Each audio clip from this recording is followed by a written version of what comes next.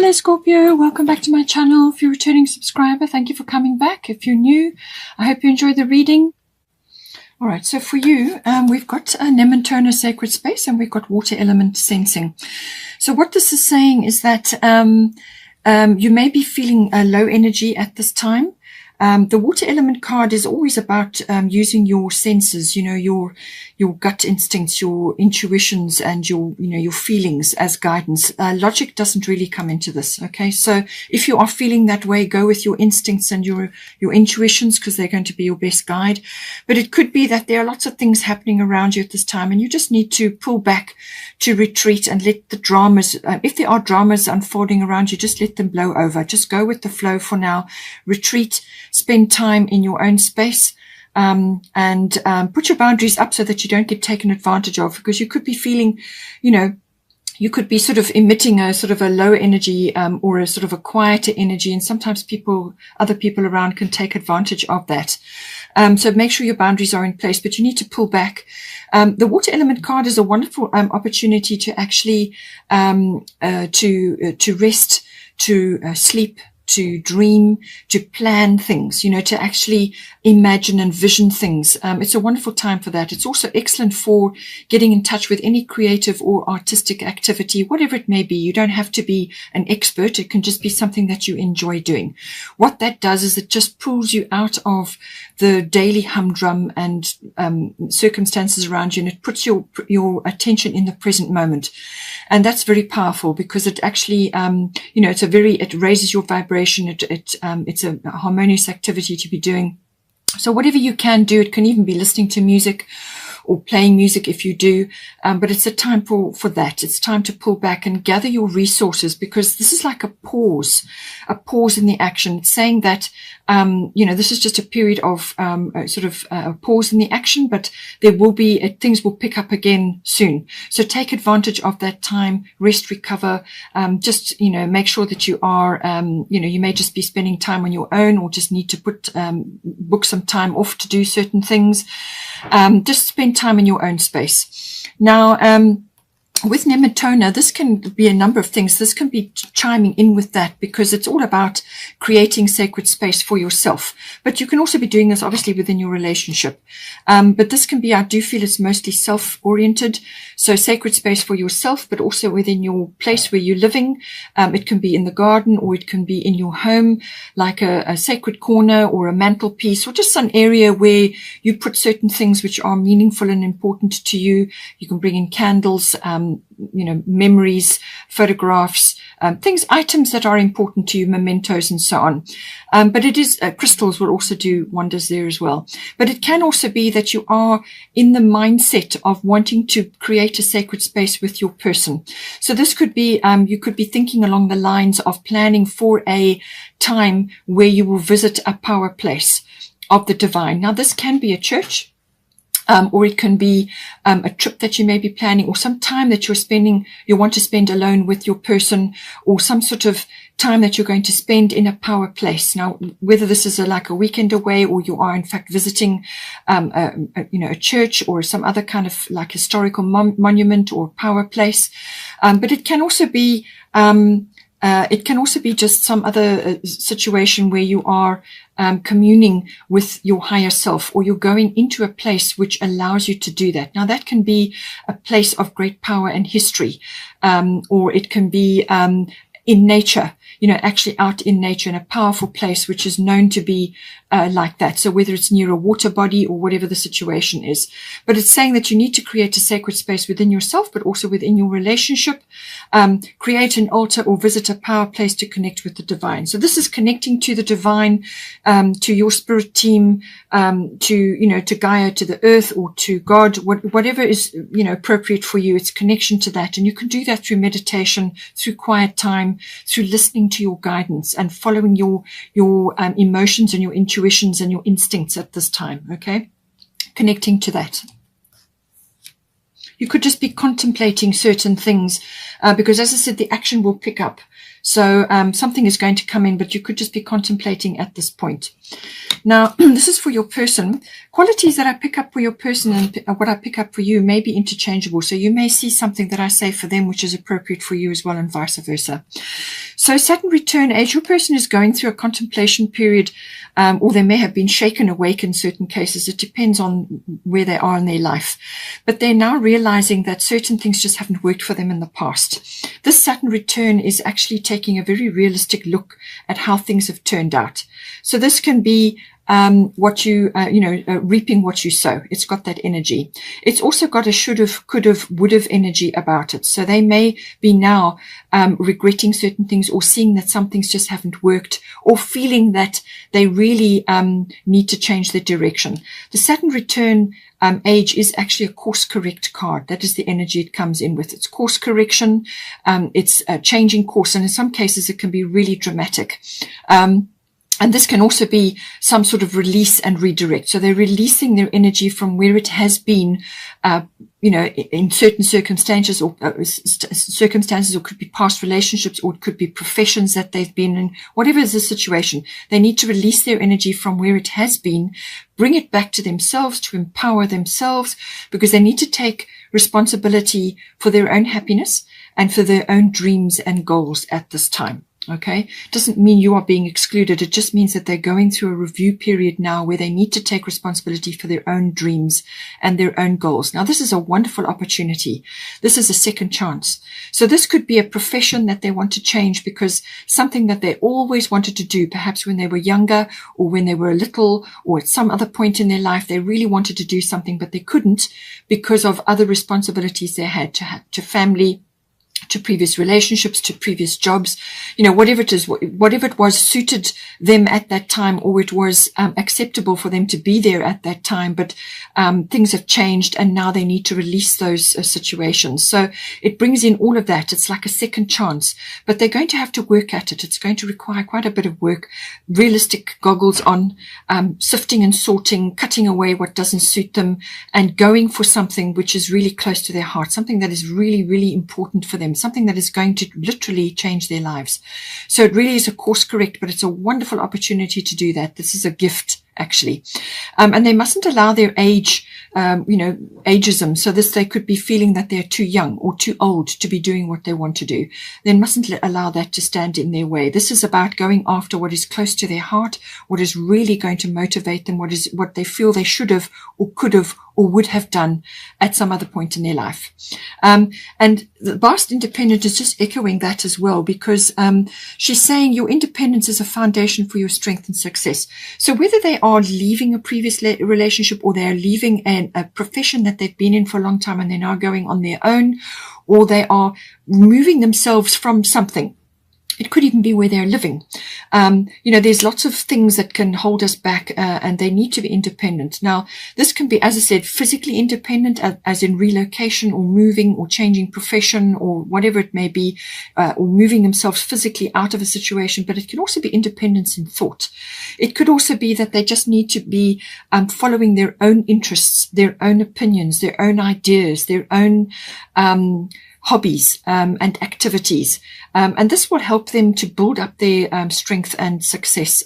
It could be that one of like a hobby, or something that an interest that they have, is now going to become a profession for them, or it's something they really want to focus their energy on, because it's something that's been in their lives for a long time, or the desire was there right from the beginning, but it got sidelined or suppressed in some way. So this can be independence in many ways. This can be independence of thought, opinion, ideas, and even physically or emotionally, whatever the situation. But there's something that they need to just work on for themselves at this time. And, if they can work with the Saturn energy, the Saturn return, to really be, to cut their cloth according to what it is they want to do now going forward, and actually set a course, create a plan, a system, a schedule. There's going to be hard work required. And they're going to have to be determined to bring it into action. But if they can do that, whatever they create under a Saturn return will be long lasting and a very strong foundation. So now, having said that, this could be that they want to bring your relationship to the next level. They could be leaving some other aspect of their lives now and rearranging themselves to now come into union with you, or to spend time with you, or to take your relationship to the next level. Whatever is the situation, take it as it resonates. Now, the new moon in Aries is here. It's time to take action. So I do feel that this is for them because you are in a quiet mode at this time. So it's time to take action. This is something that is going to light their fire. This could be even a loss that they may go through, or a disappointment that they may experience, or they may look back at their lives and see something in a different light than how they looked at it before. And now they need to take action in a new direction. And this is the fiery passion of Aries. It can be very passionate. Perhaps they are stoking that fire now. Perhaps they are going after something which is really important for them. This is something that lights their fire. This is enthusiasm. This is an idea or something that is really, going to motivate them. And it's time to take action. They just need to not be ruthless or step over others in order to get there, because the new moon is a clean slate. It's potential, it's dreams, it's a fresh start, new beginning.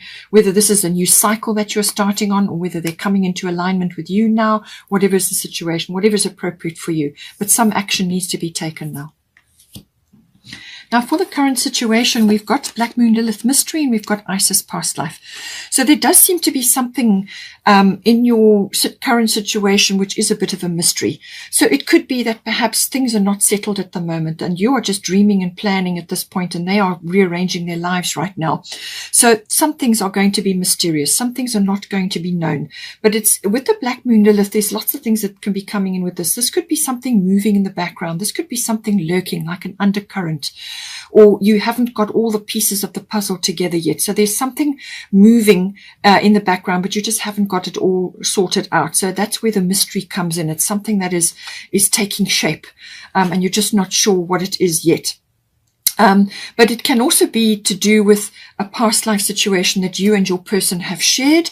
Perhaps you've been together in a past life, and you may have approached this stage in your lives before, and perhaps it didn't come off.